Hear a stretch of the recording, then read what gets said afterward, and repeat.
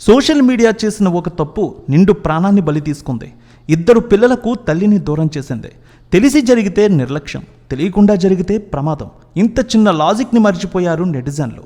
ప్రమాదమని గుర్తించకుండా పాపం ఆ తల్లిపై విమర్శలు గుప్పించారు. తల్లి మనసు తెలిసిన స్త్రీమూర్తులు కూడా అలాగే నెగిటివ్ కామెంట్లు పెట్టారు.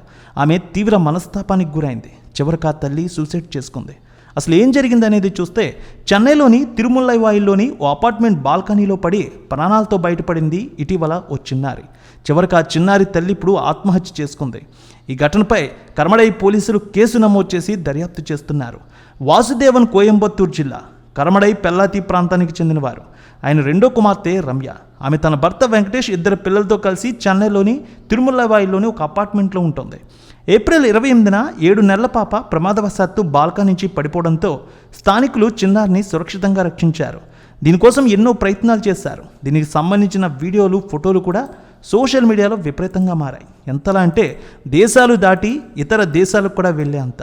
చిన్నపిల్లల విషయంలో చాలా జాగ్రత్తగా ఉండాలనేలా కేరింగ్ విషయంలో కూడా ఎన్నో కామెంట్లు కూడా వచ్చాయి. పలువురు సోషల్ మీడియాలో ఆ చిన్నారి తల్లిపై విమర్శలు గుప్పించారు. బిడ్డను సరిగ్గా నీకు చూసుకోవడం చేత కదా, ఇలాంటి ఎన్నో విమర్శలు వచ్చాయి. అలాంటప్పుడు నువ్వు పిల్లల్ని ఎందుకు కన్నావు? ఇలా తీవ్రంగా విమర్శలు చేశారు సోషల్ మీడియాలో. ఆ చిన్నారి తల్లి రమ్య తీవ్ర ఒత్తిడికి గురైంది. రమ్య తన భర్త, బిడ్డతో సహా కోయంబత్తూరు జిల్లాలోని స్వగ్రామం కరమడైలోని పుట్టింటికి వచ్చింది. కొన్ని వారాలుగా కుటుంబ సభ్యులతో కలిసి అక్కడే ఉంటోంది. ఈ సందర్భంలో రమ్య తల్లిదండ్రులు ఫంక్షన్కు వెళ్ళారు. ఈ క్రమంలో ఇంట్లో ఒంటరిగా ఉంది రమ్య. చివరికి ఈ కామెంట్లు, ఈ వార్తలు విని ఆమె సూసైడ్ చేసుకుంది. ఫంక్షన్ ముగించుకొని తల్లిదండ్రులు ఇంటికి వచ్చి చూడగా రమ్య విగతజీవిగా కనిపించింది. హాస్పిటల్కు తీసుకువెళ్లారు. ఆసుపత్రిలో ఆమెను పరీక్షించిన వైద్యులు అప్పటికే మరణించిందని చెప్పారు. పోలీసులు రమ్య మృతదేహాన్ని స్వాధీనం చేసుకుని పోస్ట్మార్టం కోసం మెట్టుపాలయంకు తరలించారు.